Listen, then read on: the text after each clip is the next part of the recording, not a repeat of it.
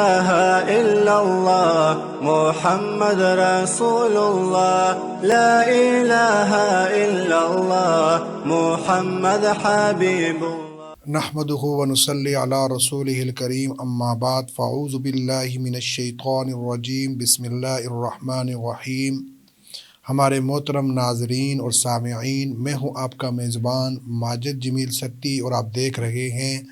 رمضان المبارک کی مقدس ساعتوں میں حق نیوز کے پلیٹ فارم سے جمال رمضان۔ آپ سب کو حق نیوز کی طرف سے سنتو برا سلام، السلام علیکم ورحمۃ اللہ وبرکاتہ۔ جب کسی شخص کا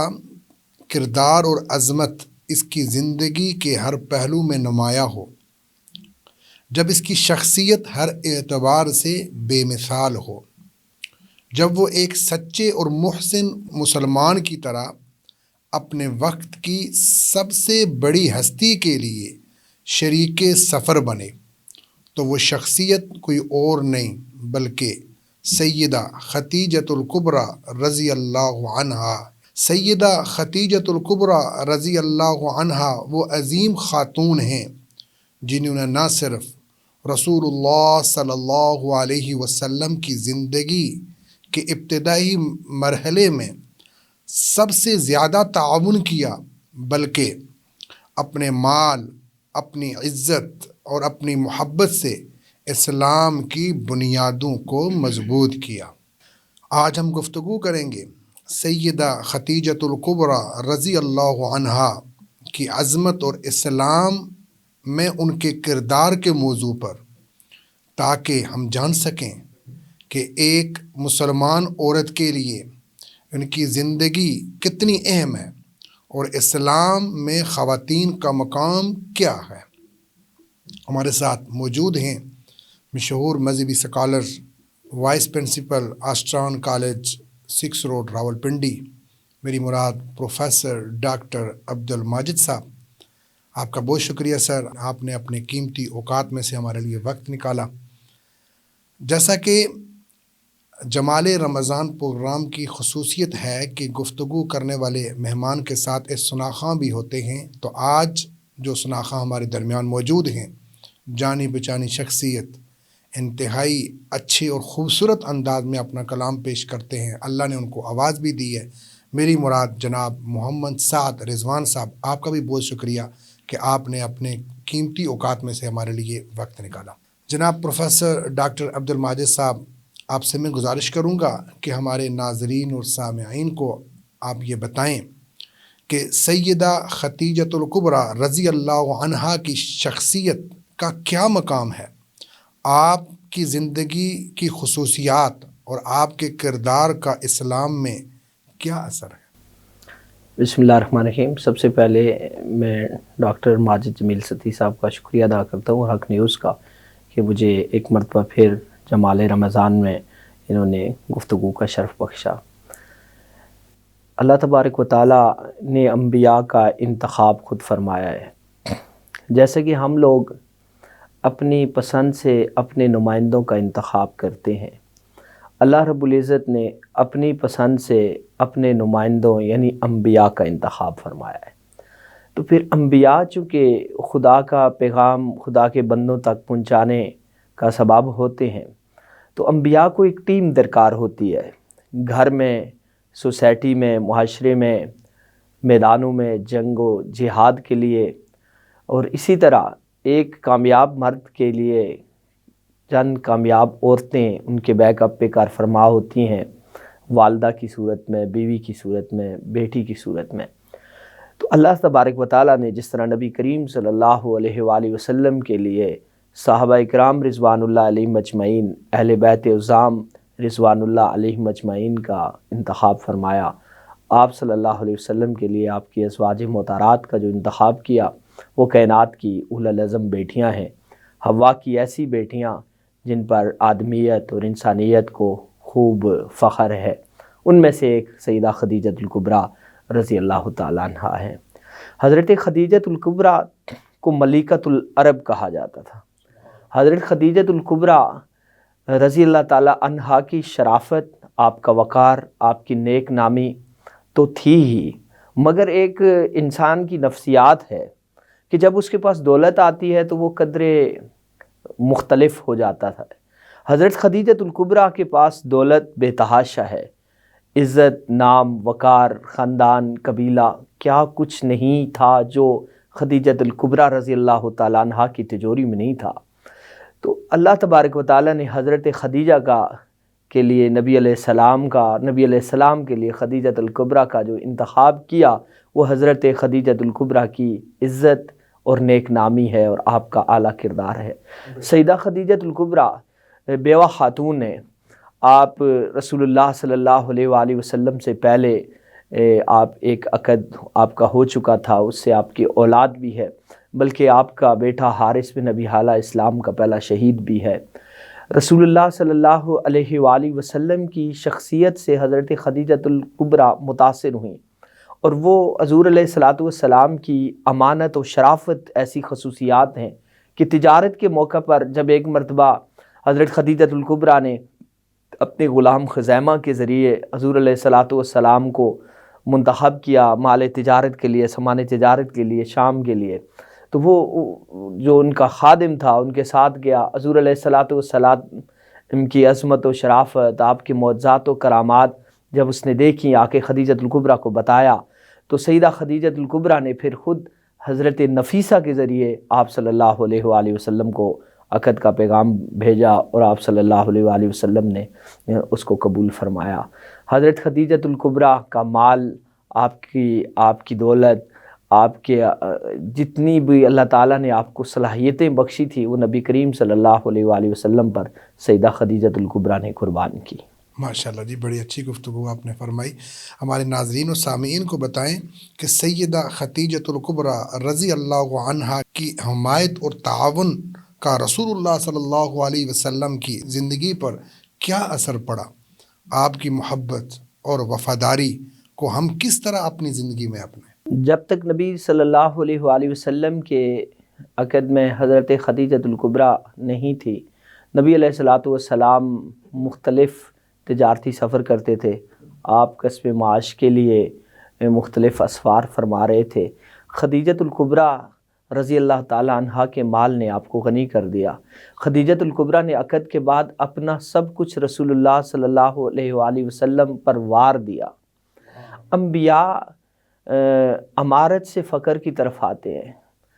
اور انبیاء کے پاس ہوتی ہی فقیری ہے، وہ خدا کے لیے دنیا سے بے نیاز ہوتے ہیں۔ نبی علیہ الصلاۃ والسلام کو حضرت خدیجہ کے مال نے اسودہ حال کر دیا۔ آپ صلی اللہ علیہ وآلہ وسلم پھر اللہ کی طرف متوجہ ہونے لگے اور کچھ زیادہ یکسوئی اختیار کرنے لگے۔ حضرت خدیجۃ الکبریٰ کی عظمت کو سلام، ان کی رفت کو سلام کہ نبی علیہ الصلاۃ والسلام جب غار حرا میں عبادت کے لیے تشریف لے جاتے تو آپ صلی اللہ علیہ وسلم جب واپس نہ آتے تو خدیجہ آپ کو ڈھونڈنے کے لیے نکلتی، آپ کو تلاش کرتی، اور جب خدیجہ نے رضی اللہ تعالی عنہا نے دیکھا کہ آپ غار حرا میں جا کے عبادت کرتے ہیں تو پھر سیدہ آپ کے لیے کھانا بنا کے لے کے جاتی۔ اتنی عالی وقار خاتون، اتنی مالدار خاتون، لیکن اپنے شوہر کے لیے سرتاج الانبیاء، امام الانبیاء، خاتم الانبیاء صلی اللہ علیہ وآلہ وسلم کے پیچھے پیچھے خدیجۃ الکبریٰ غار حرا کا سفر کرتی رہتی تھی۔ اور نبی صلی اللہ علیہ وسلم نے حضرت خدیجۃ الکبریٰ رضی اللہ تعالی عنہا کو ان کی ان وفاؤں کا صلہ کیسے دیا کہ جب آپ صلی اللہ علیہ وآلہ وسلم خلۂ نبوت پہنائے گئے۔ اچھا، نبی کوئی 40 برس کی عمر میں نبی نہیں ہوتا، نبی پیدا ہی نبی ہوتا ہے، بلکہ نبی یہ ایک عوامی بات ہے کہ 40 سال کی عمر میں حضور صلی اللہ علیہ وسلم کو نبوت ملی۔ انبیاء کو نبوت عالم ارواح میں مل چکی ہوتی ہے، انبیاء اعلان نبوت عموماً 40 برس کی عمر میں کرتے ہیں، تو اس میں خدا کی حکمت ہے۔ جب آپ صلی اللہ علیہ وسلم نے اعلان نبوت فرمایا تو آپ صلی اللہ علیہ وسلم مکہ المکرمہ میں خدا کے گھر میں حرم میں جانے کے بجائے آپ صلی اللہ علیہ وسلم پہلے سیدہ خدیجۃ الکبریٰ رضی اللہ تعالی عنہا کے پاس آئے، اور آپ نے پہلی خبر جو دی وہ حضرت خدیجہ کو دی ہے، کیونکہ آپ کا ان پہ اعتماد تھا۔ وہ آپ کی رفیقہ حیات تو تھیں، ایک انتہائی ملنسار دوست کی طرح آپ کے ساتھ وہ بالکل کھڑی تھیں، اور انہوں نے پھر آپ کی جو ڈھارس باندھی اس میں ہمیں زوجین کے حقوق کے بارے میں بھی نظر آتا ہے کہ کس طرح ایک شوہر کو اپنی بیوی اور ایک بیوی کو اپنے شوہر کے فضائل کا اعتراف کرنا چاہیے۔ جب نبی علیہ الصلوۃ والسلام نے بتایا کہ مجھ پر اس طرح ایک ناموس اترا ہے اور اس نے مجھے یہ پیغام دیا ہے اور سورہ علق کی آیات رکھی، تو خدیجۃ الکبریٰ نے فوراً اس کو تصدیق کیا اور فرمایا اے محمد صلی اللہ علیہ وسلم، آپ مہمان نواز ہیں، آپ یتیموں کے مولا ہیں، آپ مساکین کے ماوا و ملجا ہیں، آپ انتہائی سخی و جواد ہیں، آپ قبیلے کی آنکھ کا تارہ ہیں، خدا آپ کو کبھی بھی ضائع نہیں کرے گا۔ آپ صلی اللہ علیہ وسلم کا یہ حالت تھی کہ سردی کے موسم کے باوجود آپ پر کپ کپی تاری تھی اور آپ کو پسینے پھوٹ رہے تھے، تو سیدہ نے آپ کے اوپر اپنی چادر اڑائی۔ خدا کو وہ بھی اتنی پسند آئی کہ اس کے بعد آیات میں یا ایھا المزمل یا ایھا المدثر کہا۔ تو یہ ہے خدیجۃ الکبریٰ کی عظمت اور آپ کی رفعت، اور حضور علیہ السلام کی طرف سے آپ کے لیے ایک بہت بڑا اعزاز فرمایا کہ جن عورتوں کو اللہ نے فضیلت بخشی ہے اس میں ایک عمران کی بیٹی مریم ہے اور ایک حضرت خویلد کی بیٹی خدیجۃ الکبریٰ ہے۔ سبحان اللہ جی، بہت پیاری گفتگو فرما رہے ہیں جناب پروفیسر ڈاکٹر عبد الماجد صاحب۔ اب میں اپنے دوسرے مہمان جناب محمد سعد رضوان صاحب کی طرف چلتا ہوں اور ان سے گزارش کرتا ہوں کہ اپنا کلام پیش کریں۔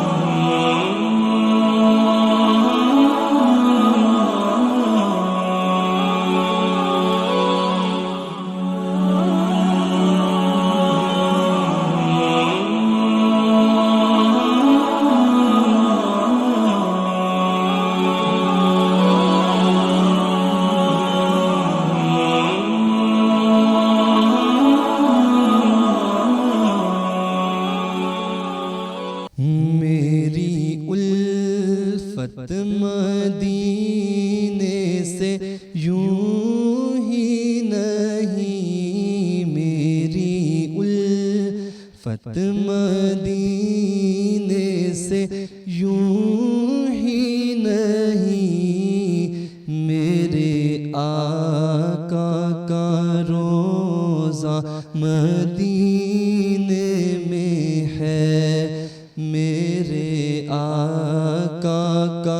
روزہ مدینے میں ہے، میں مدینے کی جانب نہ کیسے کھینچوں، میں مدینے کی جانب نہ کیسے کھینچوں، میرا دین اور دنیا مدینے میں ہے، میرا دین اور دنیا مدینے میں ہے، پھر مجھے موت کا کوئی خطرہ نہ ہو،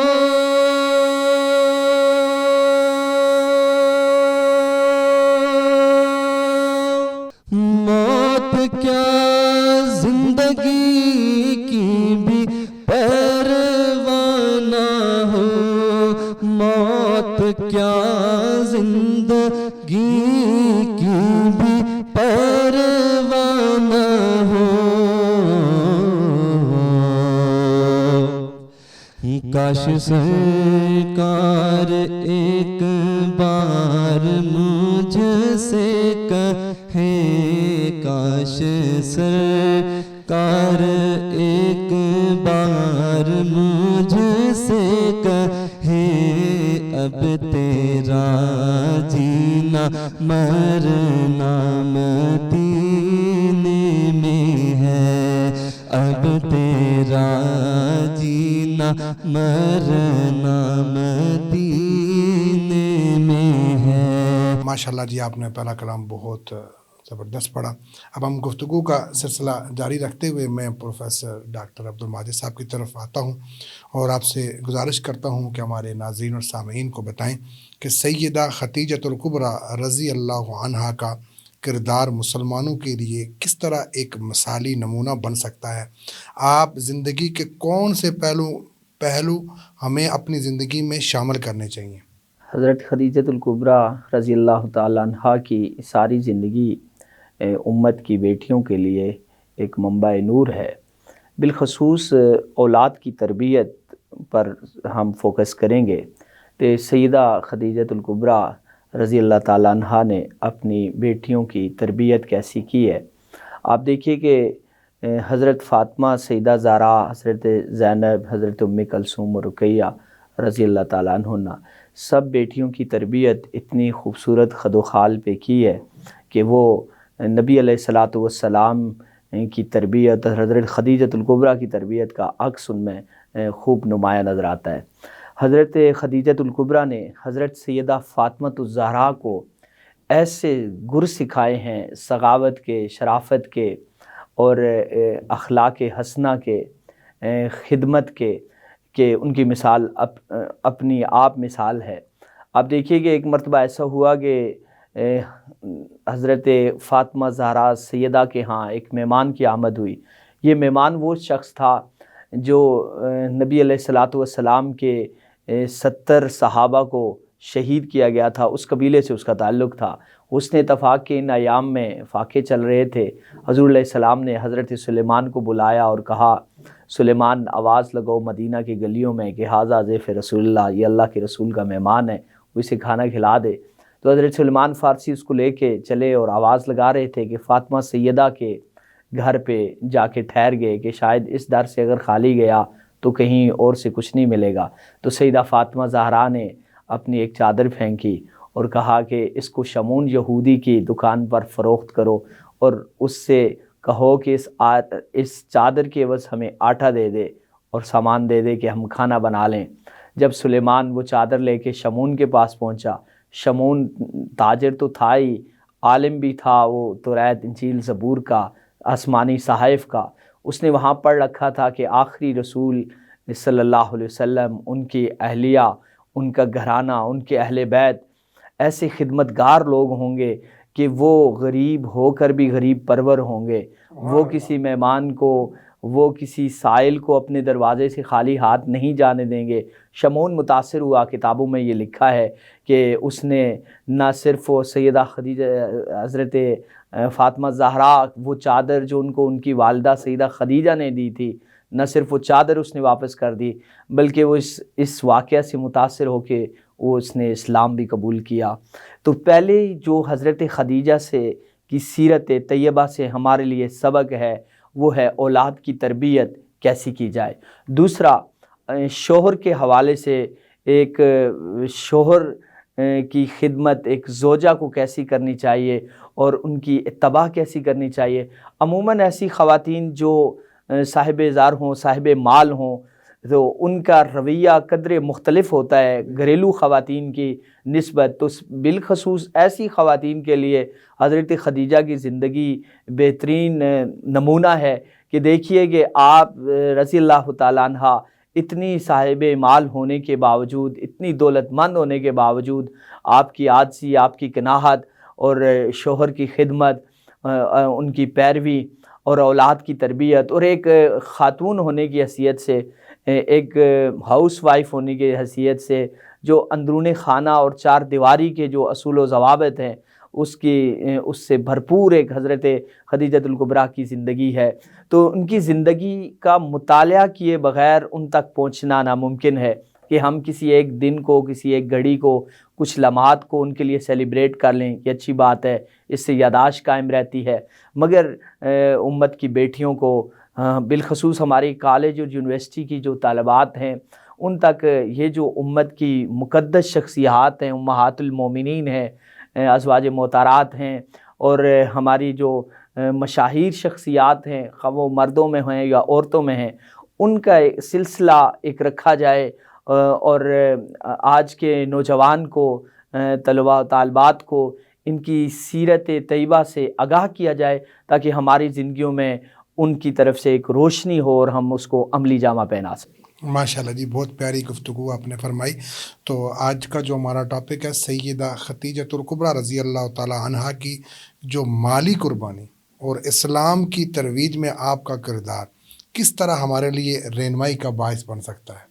3 لوگ تاریخ اسلام میں 3 سے 4 لوگ ایسے ملتے ہیں، ویسے تو بہت سے ہیں لیکن جو ٹاپ 10 میں آپ ان کو ٹاپ 5 میں کہہ سکتے ہیں جن کے مال نے اسلام کو بہت زیادہ تقویت بخشی ہے۔ ان میں حضرت خدیجۃ الکبریٰ ہیں، ان میں حضرت ابو بکر صدیق ہیں، ان میں حضرت عثمان ابن عفان ہیں اور ان میں حضرت عبد الرحمن بن عوف ہیں۔ کیونکہ ہجرت کرنے کی وجہ سے صحابہ کرام جو کہ صاحبان ثروت تھے، صاحبان مال تھے، وہ بھی مکہ چھوڑنے کی وجہ سے، مدینہ آنے کی وجہ سے ان کی مالی حالت بھی قدرے کمزور ہوئی، اور پھر بڑی مشکل سے چند ایک اصحاب ہی تھے جو تجارت کر کے وہ پھر اس کنڈیشن میں آئے کہ اچھی طرح سے اسلام کی مالی خدمت کر سکیں۔ تو آپ کہہ سکتے ہیں کہ حضرت خدیجۃ الکبریٰ رضی اللہ تعالی عنہا کے مال نے اسلام کو خوب اسودہ کیا۔ حضرت خدیجہ نے اپنا جو کچھ تھا وہ رسول اللہ صلی اللہ علیہ وآلہ وسلم پر اور اسلام پر وارا ہے، اور آپ نے تربیت کی ہے نہ صرف اپنے گھر کی، اپنی بیٹیوں کی، بلکہ مسلمانوں کی عورتوں کی،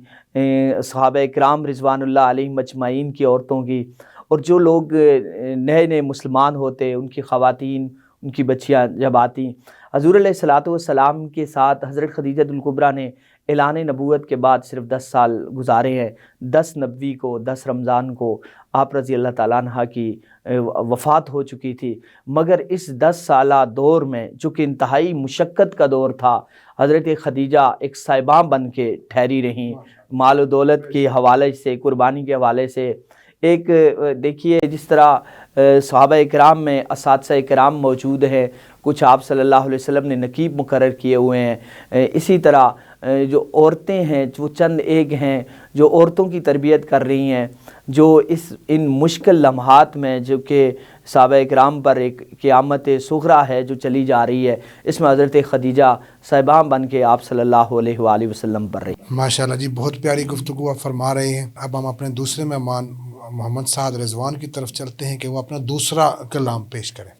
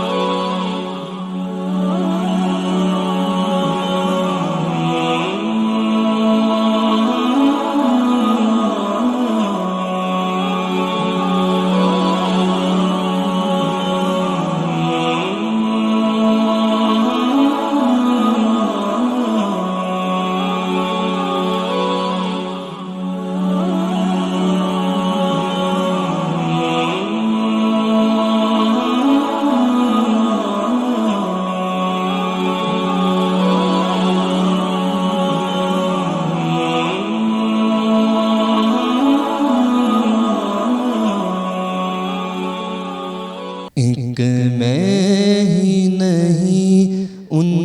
پر قربان زمانہ ہے، ایک میں ہی نہیں ان پر قربان زمانہ ہے،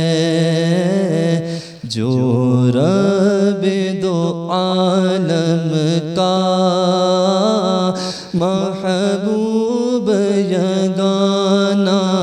ہے، جو رب دو عالم کا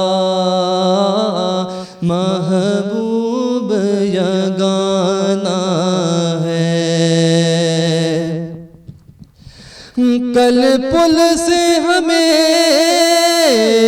جس نے خود پار لگانا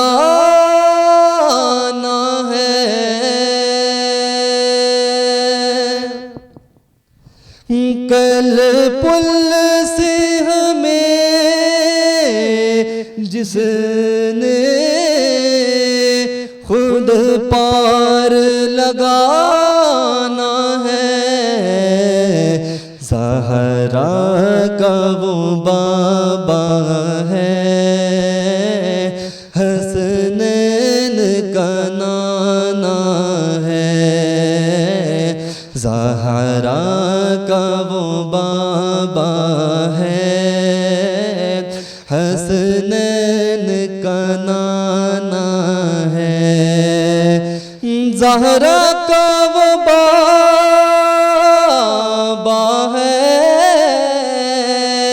حسنین کا نانا ہے، زہرا کا وہ بابا ہے،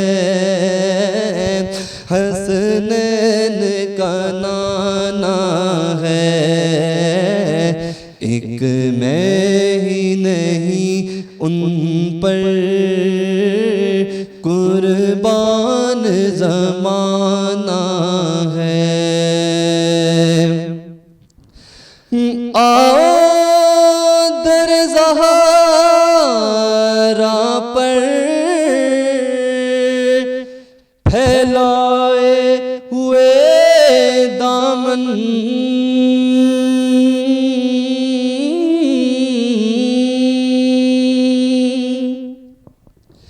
آؤ در زہرا پر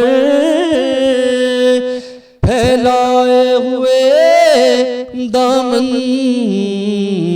یہ نسل کریمانہ لجپال گھرانہ ہے، یہ نسل کریمانہ لجپال گھرانہ ہے، ایک میں ہی نہیں ان پر قربان زمانہ ہے، جو رب دو عالم کا محبوب یگانہ ہے۔ سبحان اللہ، ماشاء اللہ، بہت خوب، آپ نے بہت پیارے انداز کے اندر اپنے دونوں کلام پیش کیے۔ اللہ تعالیٰ آپ کو مزید ترقیاں نصیب فرمائے۔ آپ کا بہت شکریہ کہ آپ نے اپنے قیمتی اوقات میں سے ہمارے لیے وقت نکالا۔ اللہ آپ کو اپنی شان کے مطابق اجر عظیم سے نوازے۔ آپ کے ساتھ جو دوسرے مہمان ہمارے محترم جناب پروفیسر ڈاکٹر عبدالماجد صاحب، آپ کا بھی بہت شکریہ سر کہ آپ نے اپنا قیمتی وقت جو ہے وہ نکال کر اپنے قیمتی اوقات میں سے ہمارے لیے وقت نکالا اور ہمارے ناظرین و سامعین کو اتنی مدلل اور اچھی گفتگو کر کے ان کو سیدہ خدیجۃ الکبریٰ رضی اللہ تعالیٰ عنہا کی جو فضیلت ہے، جو سیرت ہے، وہ بیان کی۔ اللہ آپ کو بھی اپنی شان کے مطابق اجر عظیم سے نوازے۔ ناظرین و سامعین، ہمارا آج کے پروگرام کا وقت جو ہے وہ ختم ہوا چاہتا ہے۔ آج کا جو ٹاپک تھا سیدہ خدیجۃ الکبریٰ رضی اللہ تعالیٰ عنہا، ڈاکٹر صاحب نے بڑی تفصیل کے ساتھ حضرت خدیجہ رضی اللہ تعالیٰ عنہا کی جو سیرت کو بیان کیا، وہ تمام خواتین کے لیے، تمام بچیوں کے لیے ایک جو ہے وہ ایک سبق ہے۔ اس کے مطابق ہمیں جو ہے نا اپنی زندگی گزارنی چاہیے۔ اللہ تعالیٰ سے دعا ہے کہ اللہ تعالیٰ ہمیں عمل کی توفیق عطا فرمائے۔ وآخر دعوانا ان الحمد للہ رب العالمین، والسلام، اللہ نگہبان۔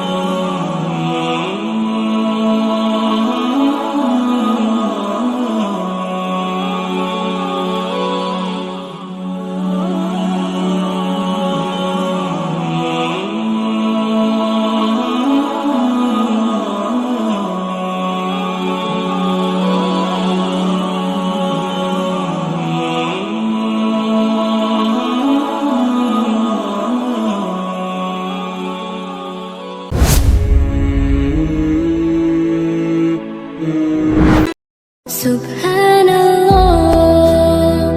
والحمد للہ.